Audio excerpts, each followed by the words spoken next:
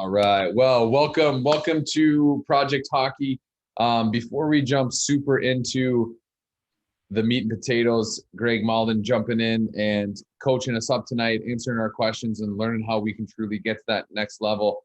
I do just want to share a little bit about Project Hockey and kind of what we are and who we are and what we do. But basically, Project Hockey is a way for guys and girls and hockey players of all ages to get better from the comfort of their own home.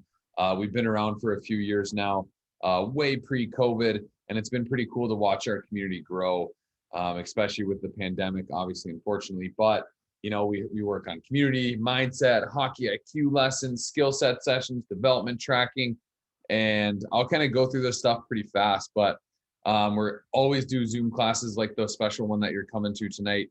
Down the road, we've got Thatcher Demko, who plays in the National Hockey League, and then Coach Snedden, who coached college hockey for 15 plus years, I think.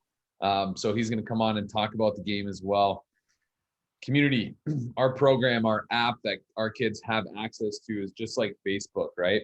And so the kids can comment in there. You can have conversations. You get notifications just like you would on Facebook. And you can really develop as a hockey player within the community because you can add each other as friends. And so you can add your buddies there, which is a pretty cool experience. A couple things that we do is, you know, we have hockey mindset videos where a coach will play it.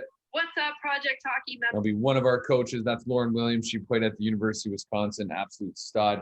And she's one of our mindset coaches. So she takes our kids through mindset lessons every single week. And then Project Hockey IQ. It'll play for you. This video is taking a look at how elite players turn nothing plays into 2-on-1s and create scoring opportunities. So we can see here off the rush, Patrick Kane, he recognizes he's one guy versus these two guys. So what he does is he kicks the puck out to a teammate who's moving slower than him. If you're passing to someone moving slower than you, the other team has to completely adjust their speed, their gaps, and all of their position. I'm going to pause it there. Tonight we're not here to watch Hockey IQ, but we have these things every single day in our app. And the cool part is kids can comment and talk to it. Because we're a day-by-day program, meaning we give you daily instructions, daily warm-ups. We've got demo videos linked in.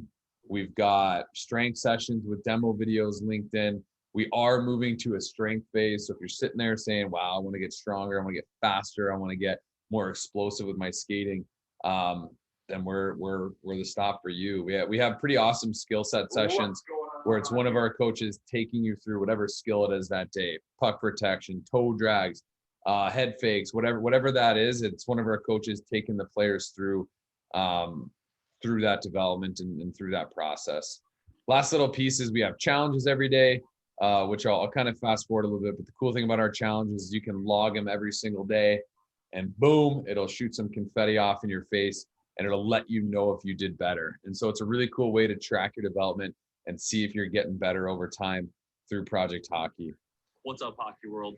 Last little piece, I won't have you sit through our goalie video, but everything you just saw for the player side, we have for the goalie side as well, except we've got Evan Carambellis, Drew Michaels, Matty Rooney, all leading the way with our coaching developments on the goalie side. If you don't know who Matty Rooney is, she just won a U.S. Olympic medal, so you better check her out and look her up. She's the real deal. So we'll kind of throw all this in an email to you as well. But the cool part is if you want to join us, we're giving you a free month of Project Hockey. Just use the code Greg after our awesome guest, Greg Mauldin. I'll let Drew introduce you, but I appreciate you jumping on and have at it, Coach. Yeah. So again, thanks again for coming on here, Greg. So for those of you who don't know, Greg was kind of a magician on the ice, but he's also got some magician skills off the ice here. So before we get started, Coach, you wanna take us through something here?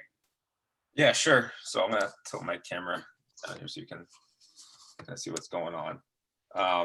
So we have a standard deck of cards here. Show you this side too. All the cards are different. I would need one person. I need someone to help me out here. So someone to say, just essentially tell me when to stop. So I'm gonna go like this. And Drew, if you want to pick someone. Let's see. Hey, James, I'll unmute you, James. Do you want to pick a card here? All right, just tell me when to stop. Stop right there. Yeah. All right, right there. So I guess I'll end up seeing the card anyways, but this is the card art, one of the jokes. Actually, there's 2 jokers in here, so maybe let's not use that one. Let's do it again. Ready? Stop. Okay, right here. So they have this card. All right, for King of Spades. Everyone got King of Spades? All right. So Yes, I can see it. all right, so what we do here is we cut the deck in half and we take that King of Spades and we'll put it somewhere in the deck. All right, so do you know where it is, James? Do you know where it is in the deck here? No, No. sir. No, Idea. I don't really know. It's definitely somewhere in the middle, but we're just not sure exactly where in the middle. I don't know, you don't know, but there is one person that knows. It's not even a person, it's actually my finger. So watch, I'll show you. So take the deck like this and watch. Just like that. My finger finds. Unbelievable. Wow. There you have it. Absolutely blown right there.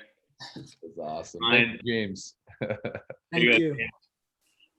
All right. Well, we'll let you guys think about that one for a little bit, but just a little introduction here for those of you who don't know.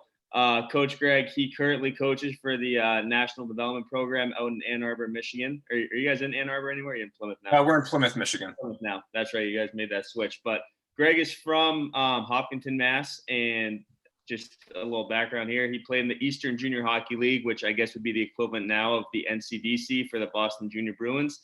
Had a not a big deal, 106 points in 53 games. The year before, he attended University of Massachusetts, where he put together a very solid career, 24 points, 41 and 29, and then made his NHL debut that same year in 2004 with the Columbus Blue Jackets. Spent a little bit of time down in the AHL and then got called back up with the Colorado Avalanche in 2010, 2011, where he had 10 points in 29 games, ultimately ending his playing career over in Norway 2 years ago now, 2019, 2020. And like I said, now he is coaching arguably some of the best 16, 17-year-olds in the country. So there is a lot here for you guys to kind of dissect and learn from. He's been involved in hockey at the highest level as a player and now as a coach. So he's kind of seen both sides of it, which I think is pretty cool for you guys. You'll kind of get to hear what he went through as a player and also what he's going through as a coach. So I guess to start this off here, just an easy one for you. If you had to pick one moment in your NHL career, what would be your favorite / most memorable moment? I'm sure there's a lot. Yeah, there's a few. Obviously, my first NHL game. I mean, that's something special. Some of you guys might be too young to remember guys like Sergei Fedorov, but he was a guy that I used to wear his number when I was a kid, and I got to line up against him. That was pretty special for me. Obviously, when I was with Colorado, when I scored my first NHL goal, obviously a memorable moment. And then I had a 4-point night in the NHL too. That's something I'll never forget. That was a pretty crazy situation. A couple guys got hurt. Next thing you know, I got bumped up in the lineup and made the most of it. So those three moments are pretty special in my hockey career. Yeah, no, it's pretty cool like how those things just kind of, I'm sure like when you think about them, it's just like they happened yesterday. Also, I forgot to say, guys, anyone that's in this chat here, if you have any questions for Greg, just type them in the chat and I'll ask them for you. And I'm sure you guys have a ton of questions. So just type them in there and I'll be sure to pick some out and ask them as we get going here. So you mentioned Fedorov. He was obviously someone that you grew up idolizing, as a lot of us did. I mean, I'm sure the kids in this chat or in this Zoom might not have remembered him, but he was one of the best players that I've ever seen. Who was someone that you played with that had a huge influence over you, and maybe just someone that was like a great guy to be around? Oof, that's a tough one. There's a lot of guys that I really enjoyed being around.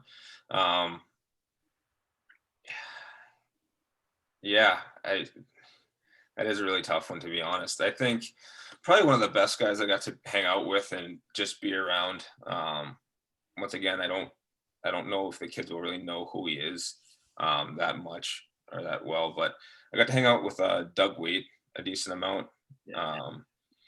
Him and Billy Guerin, when I lived in St. Louis, I was at a camp there, and those guys were around, and I just, being older guys, being Olympians, guys that I had watched growing up, and to see how professional and, especially at the time when I was with Doug and with the Islanders, how he took care of his body, and even as he was winding down in his career, it was just really, really unbelievable to watch him and just to be around him. And then I remember running into him actually at the New England Sports Center, and I didn't even think he'd even remember me, and all these people are walking by, and I'm like, oh, I was like, oh, hey, Doug. And he's like, hey, Greg, how's it going? And I just thought how, I was with him for maybe not even 3 weeks, and to remember me like that, and just it really meant a lot to me.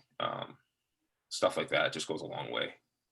Yeah, no, it absolutely does. So you mentioned subtly how he took care of his body. Could you kind of elaborate on that? Because I mean, he played pretty late in his career. So what were some things that you noticed that he did? Yeah, it was just interesting. Obviously when you're younger, you're thinking about putting on size and muscle and strength and that sort of thing. But he was winding down in his career. It was actually John Tavares' first year in the league, and he was focusing a lot on stretching and make sure his body was limber and he could function at a high level, get up and down the ice. At a certain point, it's not about your strength when you get to a certain age and stuff like that. It's about keeping your body fresh, limber, and being able to take on the rigors of an 82 game season. Yep. So that was the biggest thing I saw him doing a lot. And at that point, he wasn't necessarily working out with us, but when you have the resume that he has, you kind of get a little leeway from the strength and conditioning coach. Yeah, it's kind of like that Tom Brady effect. And you put your hours in, you can kind of do what you want here. So I see one good question here from Ian. He wants to know like what you would do kind of pregame to get your mind right for when you had to go into battle. Yeah, it's funny. People, it's not so much a pregame thing. It's an all day thing. It's 2 days before thing. It's not just you just show up and you get yourself ready to go. You have to be, kind of getting ready the whole day before. You got to make sure you're getting proper sleep, you're eating the right things, especially that night before the game. You want to make sure you're fueling yourself with good stuff. You can't expect your body to perform if you don't put good stuff into it. You wouldn't put crap fuel into a Ferrari. So you just kind of have to make sure you're doing the right things. And then for that pregame, I just make sure my warm-up's on point. Everyone has a routine or whatever your routine is. I just make sure mine's on point, and then make sure if my routine's on point and I'm feeling it there, and then the rest just kind of takes care of itself. Yeah, no, absolutely. I feel like for anyone that's kind of just starting to get into more serious hockey, I think the importance of a routine is crucial. It kind of allows you mentally to get something consistent. And the more consistency, the more control that you guys have over your life, over your game, the more confident you're going to be. So kind of having that routine that doesn't really like get in your head, but it's just something that you can rely on is definitely something that you can take with you as you start to move up in levels here. Yeah, just to elaborate on that, there are plenty of times, plenty of games where mentally you're not into it, but you do your warm up and your body's into it, and they can kind of flip flop. Some days your body isn't into it, but your mind is into it, and you can trick your body into getting ready, and vice versa. So I think having a good routine is huge. Yeah, absolutely. And it's something that you kind of develop over time. Like you'll pick and choose what works for you before a game. I mean, I remember my pregame routine, and I didn't play at a level as high as Greg, but my pregame routine when I was 15, 16 was so mentally exhausting to me that by the time game time came around, I was mentally fried. So as I got older and started to figure out what I could take out of my pregame routine, it became less exhausting and ended up working for me. And I mean, if I was still playing it, I'd still probably modifying it. So it's not like a finite thing that you guys have to stress over. It's more just something that makes you confident and comfortable for the game. I love that you mentioned that 2 days before, like you can't just show up to the rink at that level and expect just to turn it on. It's everything too. Sometimes you have different warm for a home game versus away game. And at the higher levels, you have your gym and stuff like that. On the road, maybe you don't. So I always made sure I had my jump rope with me. So at least I had that for a different warm up. Yeah, Absolutely. find some players. So Yeah. No, that's awesome. I hope everyone listening to that kind of starts to work on that here. So before we get to another question, actually no, we'll go to Buddy first here. So Buddy wants to know who your favorite player is in the NHL right now, if you have one. His is Artemi Panarin. right now, Yeah, uh, putting you on the spot here. Choose wisely. there's a lot. Maybe I'm a little biased. I don't think right now. Man, there's a few that I really like.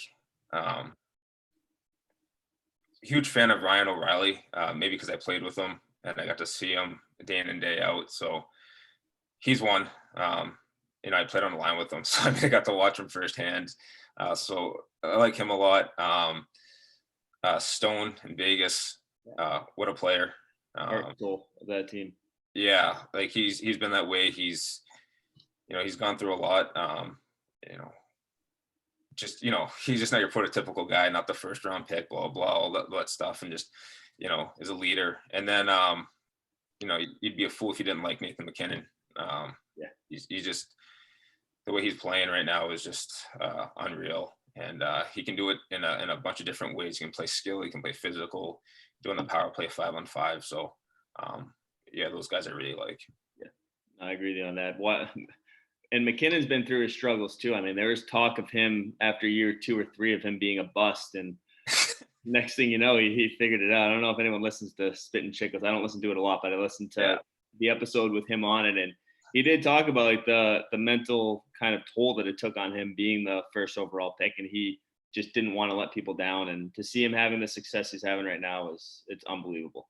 Yeah, I mean, the bust thing is funny because we expect kids to go in at 18 and dominate the league every year, and it's not that way. It's a lot tougher, and being around some of the guys that have gone first overall, like it's different. It's not gonna happen just like that. You're still kids, and there's a lot that to go through. So try to say a kid's a bust after 2 years when he's not even 20 yet, it's kind of a joke.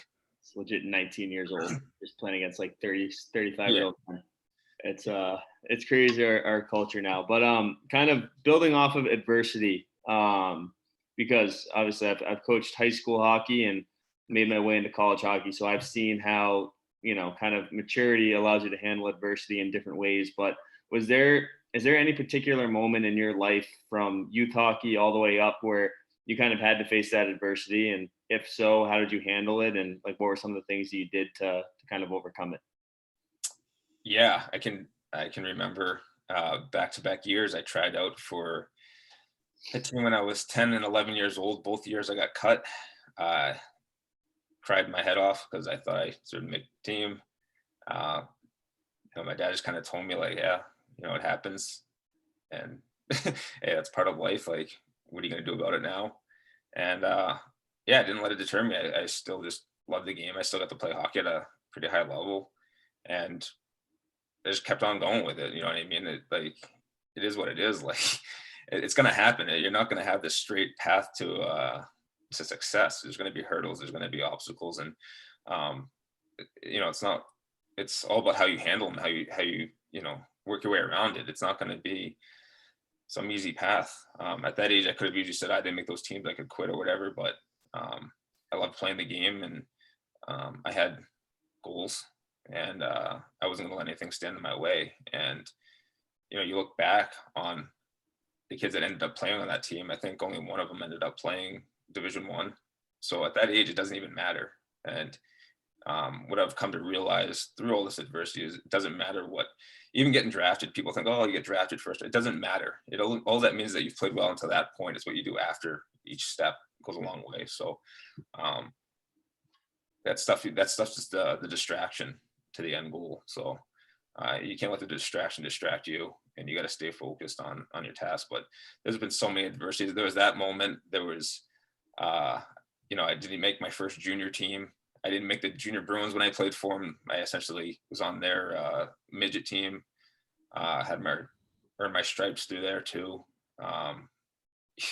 Even making it to the NHL, there's all those kind of hurdles. Like, you get cut, you get sent down. There's a lockout. There's whatever. It all comes at you. I mean, you guys are going through it. There's COVID and that sort of stuff. And with those kind of things that come your way, you're either going to learn from or you're going to get better from. You don't stay the same after that. So you're going to make your decisions, and hopefully you choose to try to overcome it and keep fighting.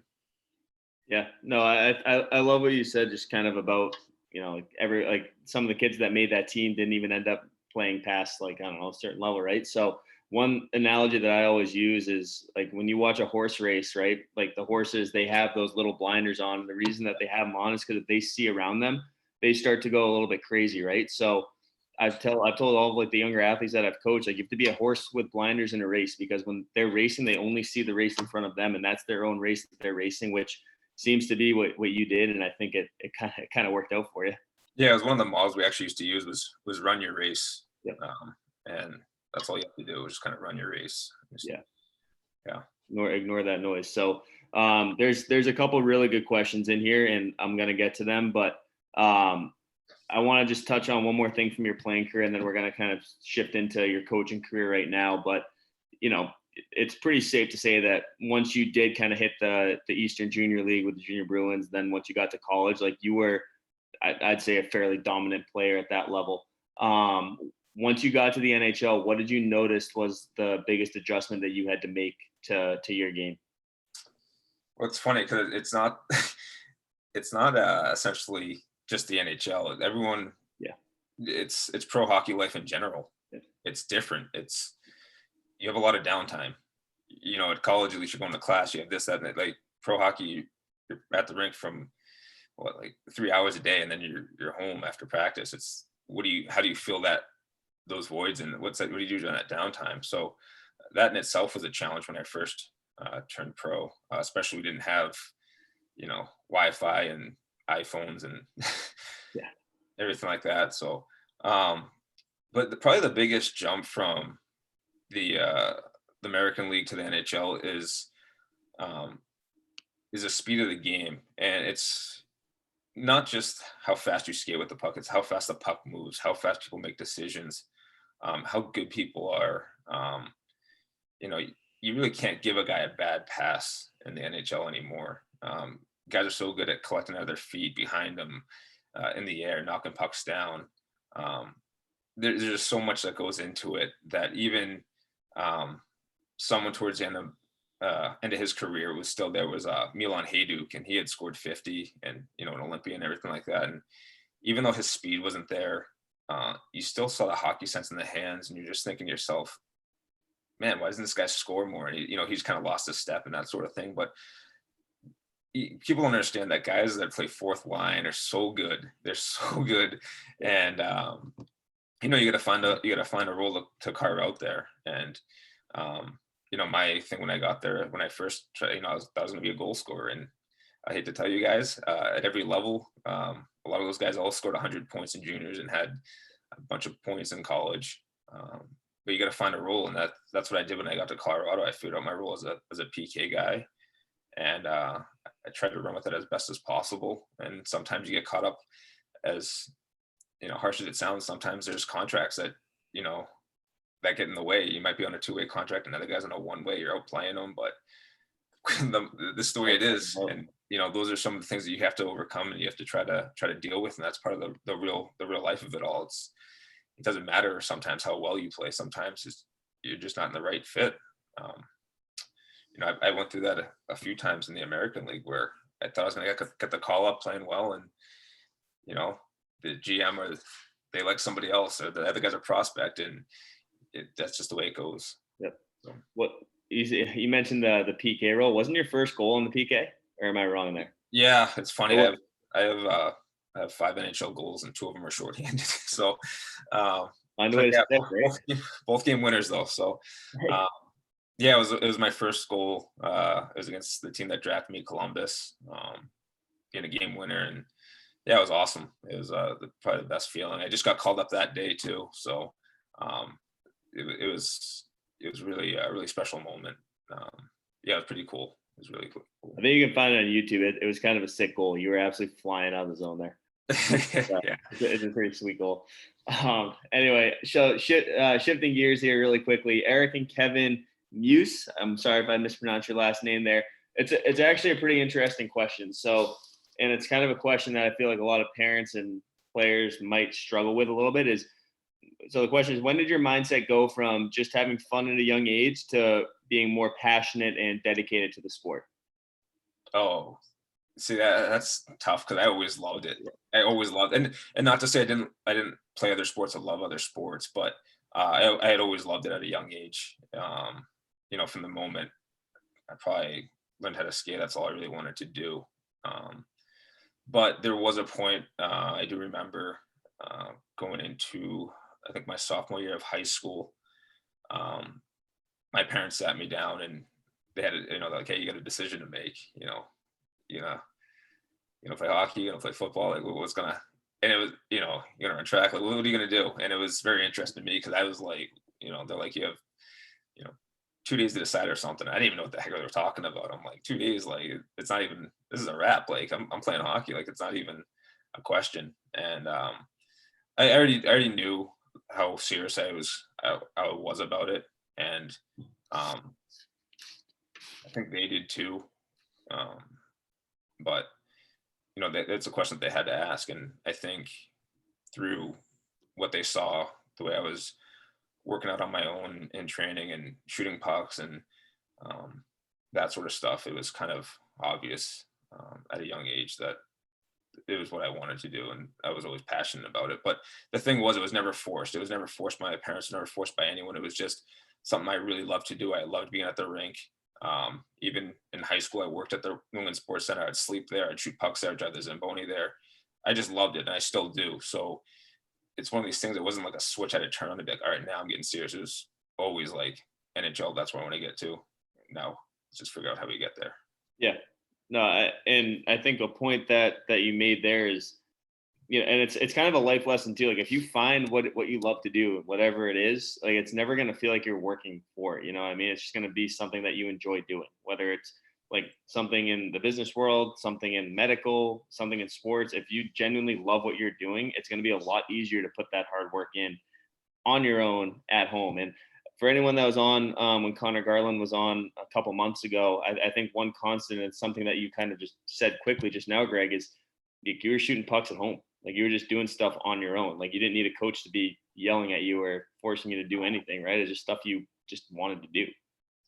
Yeah, it was just something first of all, it was fun to me. And second of all, I knew I was making myself better in the process, but it was never forced. It was never like, go outside and shoot pucks or go do push-ups or pull-ups. It was just, I don't know, it was kind of just part of the process of that I thought was necessary. I mean, I didn't have anyone that knew hockey like that was always around me. I was kind of just watching and kind of figuring things out on my own.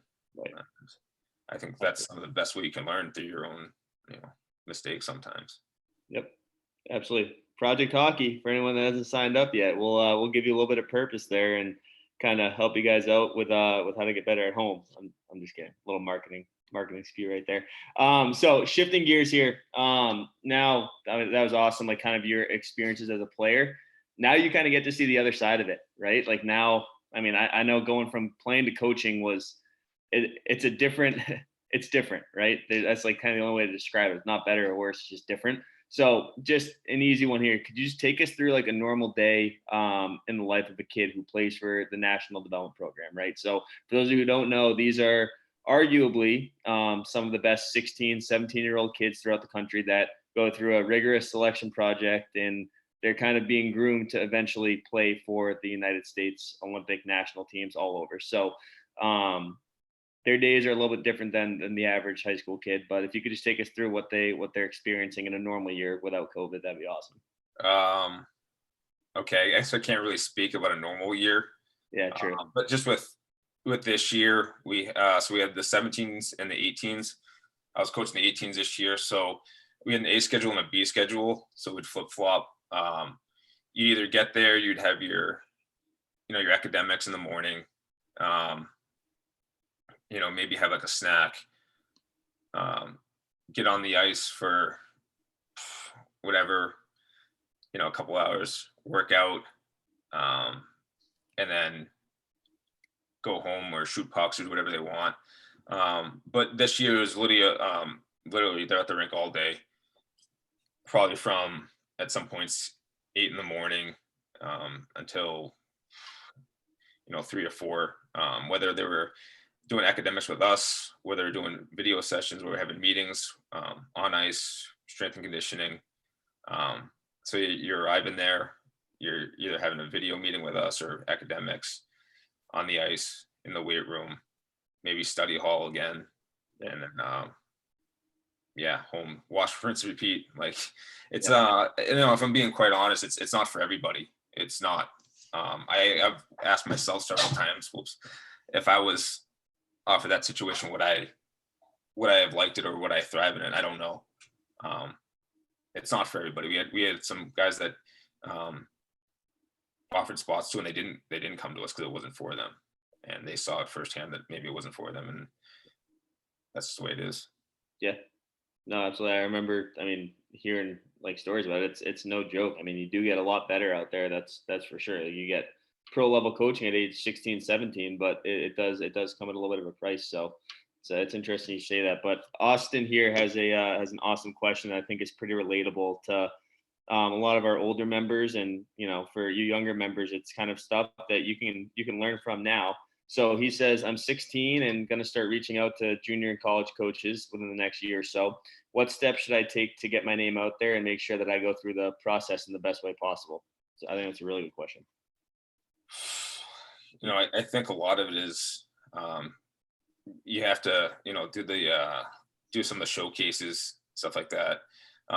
Honestly, nowadays with all the scouts that are out there and everything like that, it's hard to be missed. But I think if you're going to do something like that to get your name out there, you probably want to put, if you can, like maybe together like a little highlight, video of yourself. You can just be honest with yourself, first of all. Like at the end of the day, they're not just going to take you just because, of what you said to them or you reached out to them. A lot of times they're going to do their research, going to do their background checks on you. They're going to go watch some of your games. They're going to look on elite prospects, see what your numbers were.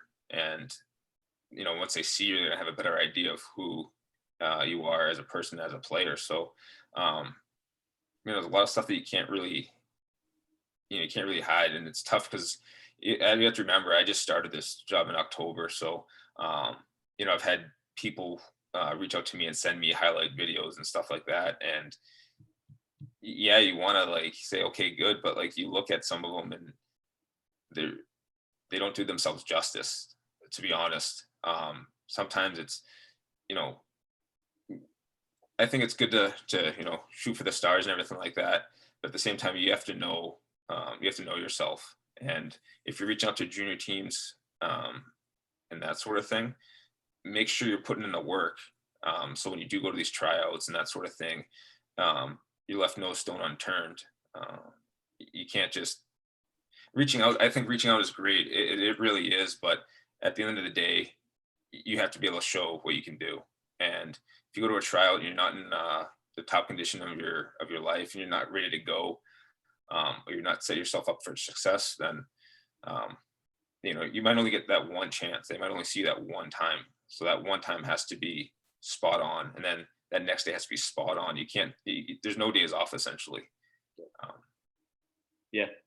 I agree with that. And I think kind of going through evaluations and stuff and having to recruit too, you have to find ways that you stick out. And what better way to stick out than if you can show skill, like show off your skill work, show off your speed, all of that stuff that just kind of gets someone's attention. And they're like, oh, who's 17 in the white jersey over there? Like, yeah. Why are they skating so fast? You know what I mean? Like just something that you can do in your game to get someone else's attention, I think is the most important part about moving up. Yeah. It's interesting that you say that, because so we were going through a development or evaluation camp a couple of weeks ago. And that was our thing. We just want to see someone who stands out. And everyone has skill. You go to these camps, like everyone has skill.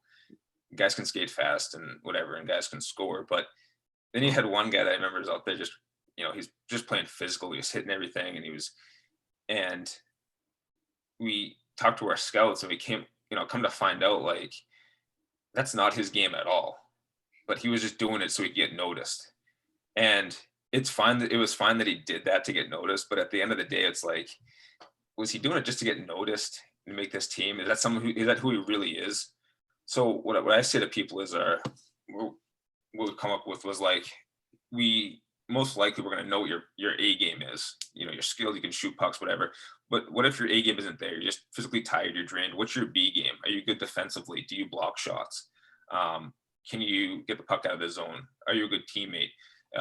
So everyone's A game is, okay, it's great. Yeah, they got skills, but at the end of the day, like, do you know when to use your skill? Are you using it just to look fancy? Are you doing it in opportune times when it's not even necessary? You know, I've seen a lot of that, which just drives me crazy.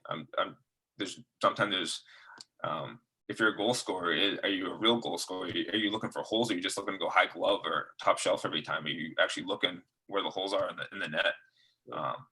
It sounds so subtle, but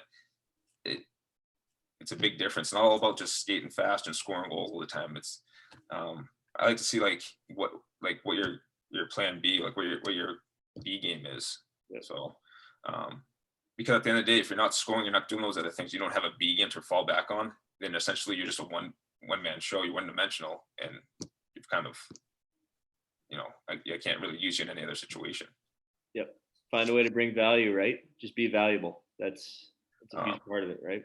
Yeah, and also I think especially for a lot of the kids on here, don't peg yourself as, oh, I'm a centerman. You don't do that. As a centerman, when you go for a team, you only have 4 spots to try out for. Yep.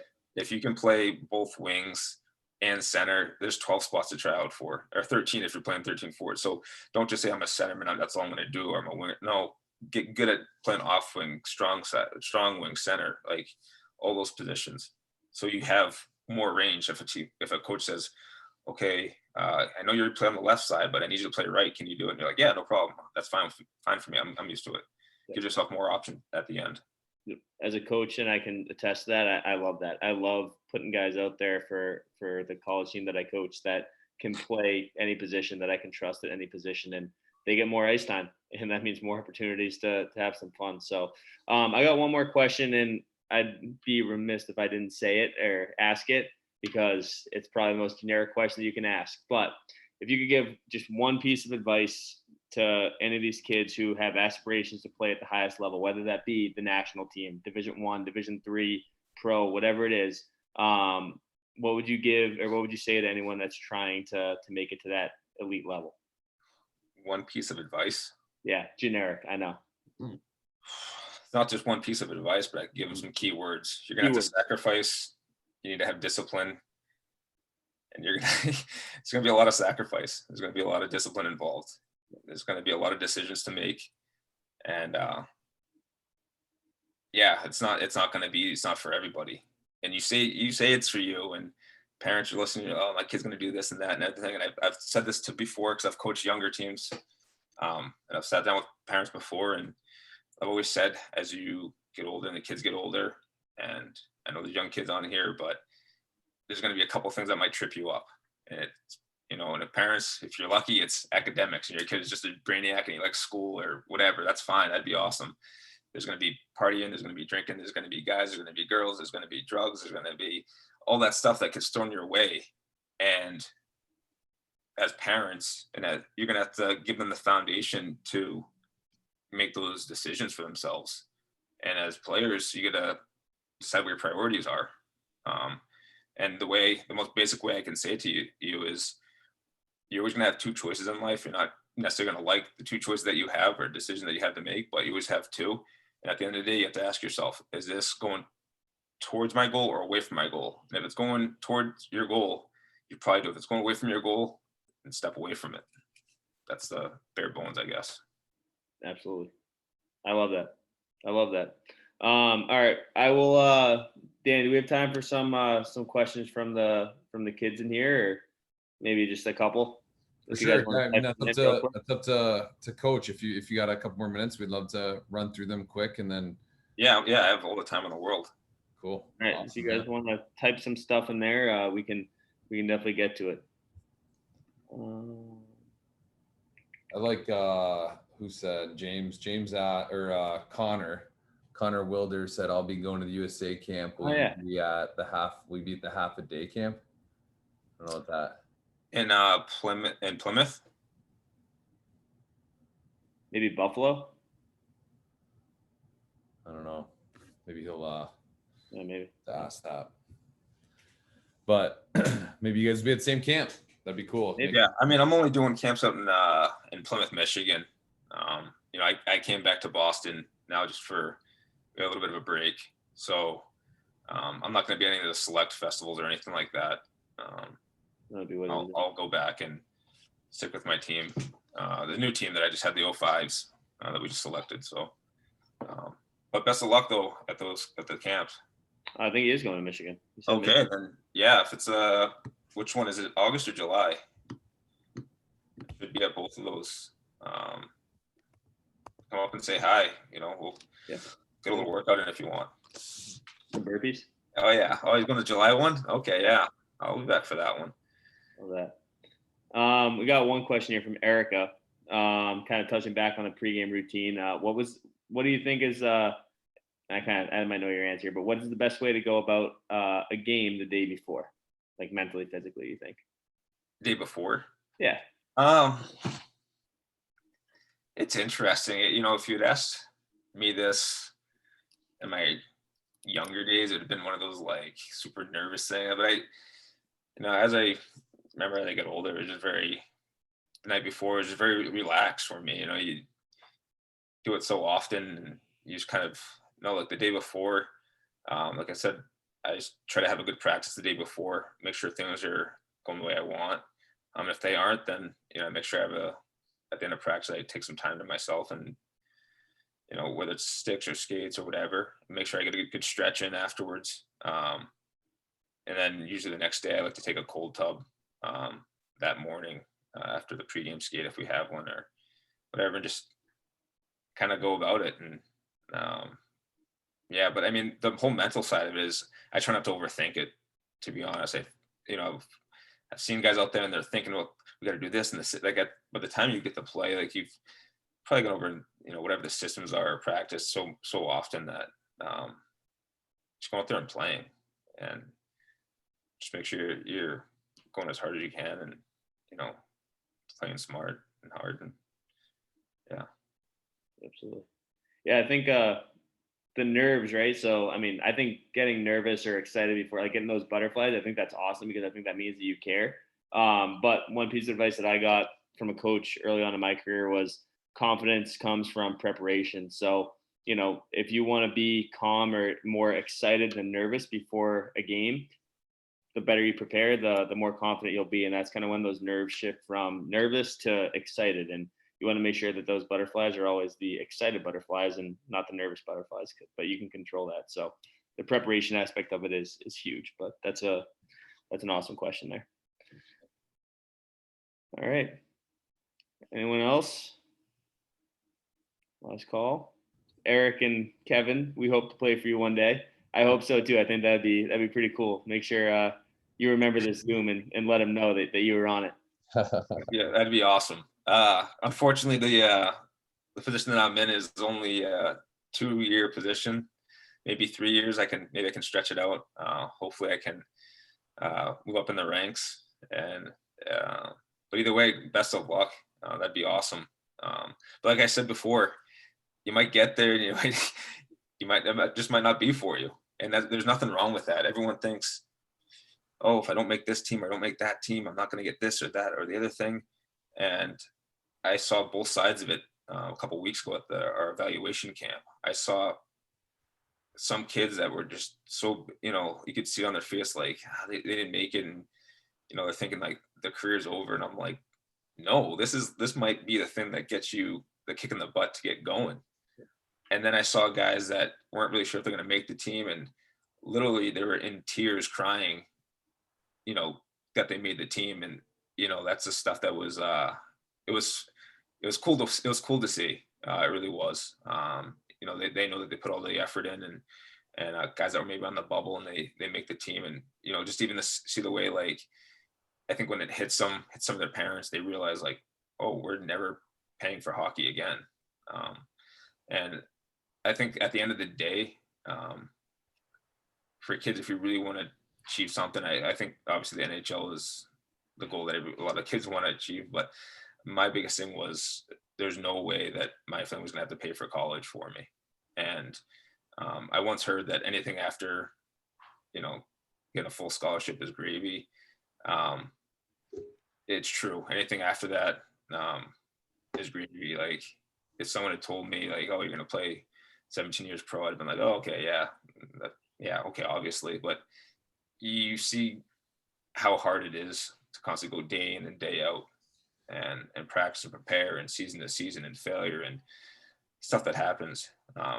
So don't take it for granted. Anytime you touch that ice, you have a chance to get better and take advantage of that, because hockey is an expensive sport, and don't waste your parents' money by goofing off while you're out there. Put the work in and don't have any regrets later on. Absolutely. Yeah, I would love that advice. I would agree. Hockey is an extremely expensive sport. And so the idea now, like if you think about it, like with a lot of you being younger kids in here, like you have the opportunity to train as much as you can and as much as you want. And so appreciate everybody jumping on. Thank you for that advice. I was one of those kids. I went to Final 40 camp. I was one of the last cut for the program. And I thought my life was over. I was like, I didn't make this team. Like this is I was an Arizona kid, played double A my whole life, playing with all these AAA kids. And I missed it. And I thought like, wow, I just missed my first team. And it turned out to be one of the best things that ever happened to me, because I got to go play junior hockey in the USHL that year. And I had a blast doing that. And so I think you're right, Coach. Like it's obviously one of the best teams to play on, but it's not the end all be all. And it's definitely an opportunity. And so thank you. Thanks again for coming on. And Drew, I don't know if you got any final words, but we'll send all the information out, that promo code for people that want to check us out. And don't forget, we've got Kevin Rooney, who plays for the Rangers, Thatcher Demko for Vancouver, coming on in the very near future. We're also working on some bigger names as well. Teddy Bluger asked to come back on. Hopefully he can go win a cup and then come back on and celebrate with us. And so we'll be in touch, and thanks for everyone coming on tonight. We appreciate it. Thank you, everybody. Thanks, Greg. Thanks for having me. I appreciate it. Take it easy. All righty. Absolutely. Bye, everyone. Take care, everyone.